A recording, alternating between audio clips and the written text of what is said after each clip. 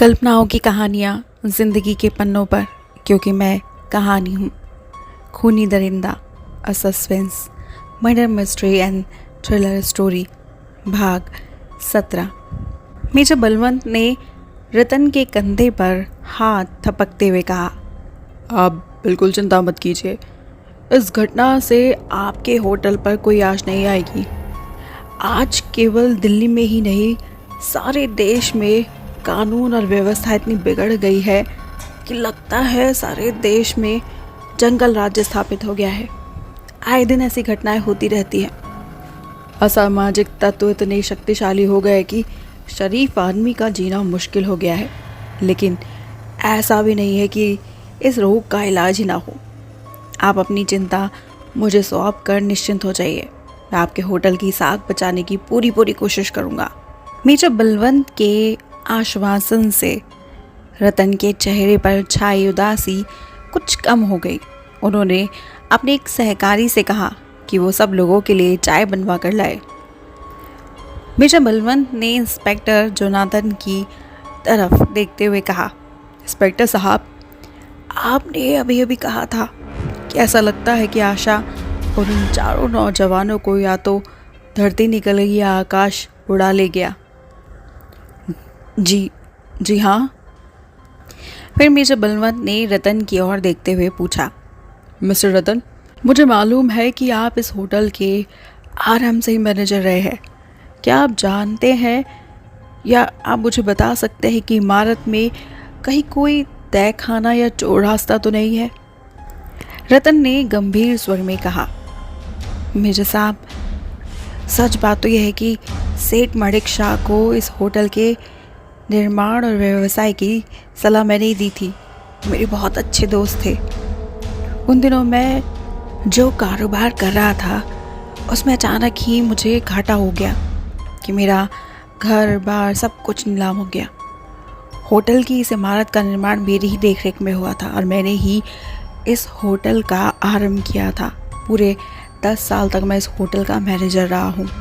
बाद में जब एक कार एक्सीडेंट में माणिक शाह का देहांत हो गया और उनकी पत्नी इस होटल को बेचकर दिल्ली से जाने लगी, तो मैंने इधर उधर से रुपए जुटाकर किसी तरह से इसे खरीद लिया। आज लगभग 17-18 साल बीत चुके हैं, लेकिन मैं अभी तक अपने दोस्त से लिया हुआ कर्ज चुका नहीं पाया हूँ और मैं इसीलिए चिंता में था कि अगर इस घटना के कारण मेरे व्यवसाय को धक्का पहुँचा तो दोस्तों की रकम किस तरह लौटा सकूँगा। मेजर बलवंत ने सोच भरे स्वर में कहा और फिर सहसा उसने इंस्पेक्टर जोनाथन की ओर मुड़कर पूछा, इसका मतलब है कि होटल की इमारत में कोई तहखाना या कोई चोर दरवाज़ा नहीं है? इंस्पेक्टर साहब, इस घटना के बाद होटल से जाने की इजाज़त आपने किस किस को दी थी? बदले में इंस्पेक्टर जोनाथन ने कहा, मैंने उन सभी मेहमानों को अच्छी तरह चेक करके बाहर भेजा था जिन्होंने कल के कार्यक्रम को देखने और सुनने के लिए टेबल रिजर्व कराई थी। लेकिन मैंने उन सभी लोगों के नाम पते नोट कर लिए हैं। उन लोगों में मुझे कोई भी ऐसा इंसान संदिग्ध नहीं दिखाई दिया। वो सभी शरीफ और अच्छे घराने के थे। अब मेजर बलवंत ने एक एक शब्द पर जोर देते हुए पूछा, क्या उन लोगों के अलावा और भी कोई बाहर गया था? इंस्पेक्टर जोनाथन आगे की बात बताते हुए कहते हैं, हाँ, मेहमानों के अलावा नर्तकी सबीना और उनके ग्रुप के सदस्य को मैंने जाने की परमिशन दी थी, क्योंकि इस घटना का सबीना के भावुक और संवेदनशील मन पर बहुत गहरा प्रभाव पड़ा था। सुनते हुए बेहोश हो गई थी। उसकी हालत देख मैंने उसे और उसके ग्रुप को जाने की परमिशन दे दी थी। मेजर बलवंत कुछ देर चुपचाप खड़े सोचते रहते हैं। फिर उसने रतन की ओर देखा और पूछा, नर्तकी सबीना का कार्यक्रम आपने किस तरह निश्चित किया था? क्या आपने उससे पहले से परिचित थे? रतन ने गहरी सांस लेते हुए कहा, मैंने नर्तकी सबीना का नाम सुना था। मुझे पता चला था कि वो इन दोनों हांगकांग में है। मैंने सोचा कि सनराइज़ होटल के 25वें स्थापना दिवस पर उन्हें बुलाया जाए। मैंने उन्हें पत्र लिखा और उन्होंने स्वीकृति दे दी। उन्होंने जो भी रकम मांगी थी वो बहुत ज़्यादा नहीं थी, इसलिए मैंने उन्हें एक चौथाई रकम एडवांस के रूप में उनके पत्र के अनुसार उनके नाम से स्टेट बैंक में जमा करा दी थी। मुझे खेद है कि कल उनका कार्यक्रम पूरा होने से पहले ही ये दुखद घटना हो गई। अभी उनका कार्यक्रम 2 दिन और होने वाला है। मेरे बलवंत ने पूछा, अच्छा, नर्तकी सबीना आपके निमंत्रण पर यहाँ आई थी, फिर आपने उन्हें अपने होटल में ही क्यों नहीं ठहराया? रतन आगे की बातों का जवाब देते हुए कहता है, उन्होंने एक पत्र में पहले तो मुझे यही लिखा था कि उनके और उनके ग्रुप के सदस्यों को ठहरने की व्यवस्था अपने ही होटल में कर दूँ। मैंने उनके लिए कुछ कमरे रिजर्व भी कर दिए थे, लेकिन जब वो यहाँ आई तो कोरोनेशन होटल में ठहर गई। मैंने इसका कारण पूछा तो उन्होंने बताया कि मेरे निमंत्रण से पहले कोरोनेशन होटल का निमंत्रण उनके पास पहुँच गया था, लेकिन मेरे होटल के गोल्डन जुबली प्रोग्राम के वो कोरोनेशन होटल में अपने कार्यक्रम प्रस्तुत करेंगे, क्योंकि कोरोनेशनल होटल के मालिकों ने अपने एक असिस्टेंट मैनेजर हांगकांग भेज दिया था और उसी ने अपने खर्च से उनके लिए विभाग में सीटें बुक कराई थी। इसलिए वो एयरपोर्ट से सीधी कोरोनेशनल होटल चली गई थी ताकि उन लोगों को तसल्ली रहे। अब आके मेजर बलवंत ने पूछा, क्या आप या आपका कोई आदमी नर्तकी सबीना से मिलने कोरोनेशन होटल गया था? रतन अपना सर अब नीचे करते हुए और नाम में सर हिलाते हुए कहता है, जी नहीं, दरअसल हम अपने होटल के गोल्डन जुबली कार्यक्रम के आयोजन में इतनी बुरी तरह व्यस्त है कि उनके पास जाने के लिए समय ही नहीं निकाल पाए। वो अपने वायदे के अनुसार कल दोपहर को ही हमारे होटल में पहुंच गई थी। वैसे उन्होंने प्लेन से उतरते ही मुझे फ़ोन कर दिया कि वो दिल्ली आ चुकी है और कोरोनेशन होटल में ठहरेंगी। दोपहर को लंच से पहले सनराइज़ होटल पहुंच जाएंगी। मेजर बलवंत कुछ देर चुपचाप खड़ा कुछ सोचता रहा, फिर न जाने क्या सोचकर उसने सुधीर की ओर देखते हुए कहा, सुधीर, कोरोनेशन होटल में नर्तकी सबीना को फ़ोन करके पूछो कि अब उनकी तबीयत कैसी है। सुधीर भी हाँ में सर हिलाते हुए कहता है, जी बहुत अच्छा। और इतना कहकर वो डाइनिंग हॉल के काउंटर की ओर बढ़ गया जहाँ टेलीफोन और टेलीफोन डायरेक्टरी रखी हुई थी। तभी वेटर्स चाय ले आए। सब लोग चाय पीने लगे। सुधीर ने डायरेक्टरी में से कोरोनेशनल होटल का फ़ोन नंबर तलाश किया और फिर रिसीवर कैडल पर उठाकर नंबर डायल करने लगा। Hello, it is Coronational hotel. दूसरी ओर से किसी लेडी की मधुर आवाज़ सुनाई दी। सुधीर ने बड़ी ही शिष्टता से कहा, क्या आप मिस सबीना से बात करा सकती है? उनसे लाइन कनेक्ट कर सकती है? दूसरी ओर से रिसेप्शन गर्ल ने बड़े ही आश्चर्य से पूछा, कौन? मिस सबीना? सुधीर ने कुछ चौंकते हुए कहा, आश्चर्य है, आप मिस सबीना को नहीं जानती? मेरा अभिप्राय विश्वविख्यात नृत्यकी और गायिका मिस सबीना से है। मैं विश्वविख्यात नर्तकी और गायिका मिस सबीना से भलीभांति परिचित हूँ, लेकिन उनका कार्यक्रम तो हमारे होटल में अगले रविवार से आरंभ होने वाला है। वो शनिवार शाम तक यहाँ पहुँच जाएंगी, तब आप फ़ोन कर लीजिएगा। दूसरी ओर से आवाज़ आई। सुधीर ने हैरानी से कहा, लेकिन उनका प्रोग्राम तो कल सनराइज़ होटल में हुआ था। दूसरी ओर से पहले तो रिसेप्शनिस्ट की खनकती हुई हंसी की आवाज़ सुनाई दी। फिर उसने कहा, जनाब, मेरा ख्याल है आप अखबार तो रोज़ाना ही पढ़ते होंगे।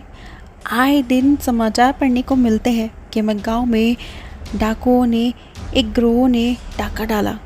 अपना काम पूरा करने के बाद डाकुओं ने गांव वालों से कहा कि ये गिरोह डाकू मलखान सिंह का है।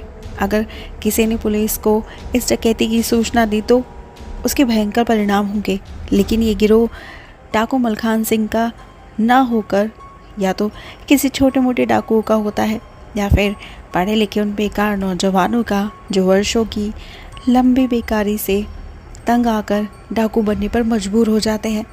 लगता है कोई थर्ड रेट डांसर अपने आप को मिस सबीना बताकर सनराइज़ होटल के मालिक और उसके प्रबंधकों को उल्लू बना गई है। क्षमा कीजिए, हमें तो कल ही मिस सबीना का पत्र मिला है जो उन्होंने हांगकांग से लिखा है। हम रिसेप्शनिस्ट ने हंसते हुए कहा और फिर फ़ोन डिस्कनेक्ट कर दिया। सुधीर को बातें सुनकर और उसके चेहरे को देखते ही मेजर बलवंत सब कुछ समझ गया था। सुधीर ने सब लोगों को कोरोनेशनल होटल की रिसेप्शनिस्ट से की हुई बातचीत सुनाई तो सब लोग आश्चर्य से एक दूसरे का मुंह तकने लगे। तभी मेजर बलवंत ने कहा, मेरा अनुमान सही था। कल जो नर्तकी सबीना ने अपना कार्यक्रम यहाँ पेश किया था वो वास्तव में सबीना नहीं थी। उन अपराधियों के गिरोह की एक सदस्य थी जिन्होंने आशा उन चारों नौजवानों का अपहरण किया है। सब लोग हैरानी से मेजर बलवंत की ओर देखने लग गए। मेजर बलवंत ने सेठ रमनलाल की ओर देखकर पूछा, सर जी, क्या आपको मालूम है कि श्रीकांत और उसके तीनों साथी नौजवान कहाँ रहते हैं? कौन थे? मैं सिर्फ श्रीकांत को जानता हूँ। उसके पिता पद्मकांत जैन दवाइयाँ बनाने वालों का एक बहुत बड़ी फैक्ट्री के मालिक है। उनकी फैक्ट्री में केवल दिल्ली में ही नहीं, दिल्ली के बाहर कलकत्ता, जयपुर, नागपुर और न जाने कहाँ कहाँ उनकी फैक्ट्रीज़ हैं। जब श्रीकांत ने आशा का अपहरण करने की कोशिश की थी तब वो मेरे पास आए थे कि मैं आशा से कहकर श्रीकांत पर लगाया आरोप वापस ले लूँ, वरना उनके इकलौते बेटों की पढ़ाई अधूरी रह जाएगी। लेकिन क्योंकि श्रीकांत और उसके तीनों साथियों को कॉलेज के प्रिंसिपल और प्रोफेसर ने घटनास्थल पर रंगे हाथों पकड़ा था, इसलिए आशा के अभियोग वापस लेने का प्रश्न ही नहीं उठता। मेरे कहने पर आशा ने प्रिंसिपल साहब को बहुत समझाया कि श्रीकांत और उसके साथियों को ये पहला अपराध है, इसलिए उन्हें वार्निंग देकर छोड़ दे, मगर उन्हें कोई सज़ा ना दे तो उन्हें सुधारने के लिए और बजाय वो और बिगड़ जाएंगे। लेकिन प्रिंसिपल साहब ने उनकी एक बात नहीं सुनी। अच्छा, श्रीकांत के पिता रहते कहाँ हैं? शायद वो अपने बेटे के मित्रों से परिचित हो। मैं बस इतना जानता हूँ कि उनकी दवाइयाँ बनाने वाली के एक इंडस्ट्रियल एरिया में है। वो कहाँ रहते हैं ये मुझे नहीं मालूम।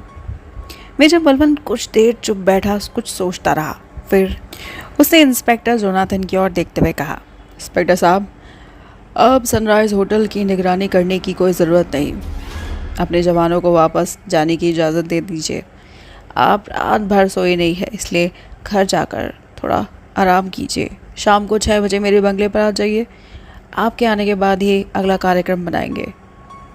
मेजर बलवंत ने कहा और वहाँ से उठ खड़ा हुआ। वे सब होटल की इमारत से निकल गए। मेजर बलवंत अपने साथियों और सेठ रमनलाल को लेकर वहाँ से रवाना हो गए। सोनिया और मालती ने काशीनाथ से पहले तो सेठ रमनलाल देसाई के परिवार की पूरी गाथा सुनी और फिर उनसे चाबियां लेकर आशा के स्टडी रूम और बेडरूम की तलाशी लेने लगी। उन्हें आशा के स्टडी रूम और बेडरूम से कोई भी ऐसी चीज़ नज़र नहीं आई जो आशा के अपहरण या उसके चरित्र पर कोई रोशनी डाल पाती। उन्हें आशा के कमरे में रखी अलमारियों और ट्रंक आदि की भी तलाशी ली, लेकिन वहाँ भी उन्हें कोई सुराग नहीं मिला। सोनिया, मैं सोचती हूँ कि लगी हाथ सेठ रमनलाल के कमरों की भी तलाशी क्यों न ले ली जाए। मालती ने कुछ सोचकर कहा, तुम्हारा ख्याल बिल्कुल ठीक है। अक्सर देखा गया है कि माँ बाप के पापों का अपराध उनकी संतान को भोगना पड़ता है। आशा के कमरों और सामान की तलाशी लेने से तो ये पता लग गया कि आशा बहुत ही सीधी सादी और घरेलू टाइप की लड़की थी। इस जगह रहने के बावजूद भी वो लड़कियों वाला उसे रोग अभी तक नहीं लगा था। सोनिया ने कहा, अगर वो आम लड़कियों जैसी होती तो उसके सामान में कोई ना कोई प्रेम पत्र या किसी नौजवान का फ़ोटो ज़रूर मिलता। मैं इसलिए कह रही हूँ कि सेठ रमनलाल के कमरों की तलाशी भी ले ली जाए। ये एक सर्वमान्य सिद्धांत है कि जो व्यक्ति जितना बड़ा या जितना महान होता है वो उतनी ही बड़ी भूल या पाप करता है। लेकिन वो दोनों अभी तक बातें कर ही रही थी कि तभी सहज पोर्च में कारों के रुकने की आवाज़ सुनाई दी। वो दोनों उठकर पोर्च की ओर चल पड़ी। आशा को किडनैप करने के पीछे इतना बड़ा खेल किसका है? कौन उस नृत्यकी सबीना को बनाकर उस होटल में लेकर आया? क्या ये चाल रतन की है या फिर खुद सेठ रमन लाल की, या कुछ ऐसा देखा सेठ रमन लाल ने, या कुछ ऐसा था जो वो दुनिया के सामने नहीं ला सकते थे, इस वजह से उन्होंने अपनी बेटी को किडनैप कर दिया या फिर उसे मार डाला। क्या है इस कहानी का राज? जानने के लिए जुड़े रहिएगा इस कहानी के साथ अंत तक। खूनी दरिंदा, a suspense thriller and murder mystery story, सिर्फ और सिर्फ स्टोरी मैनिएक्स पर।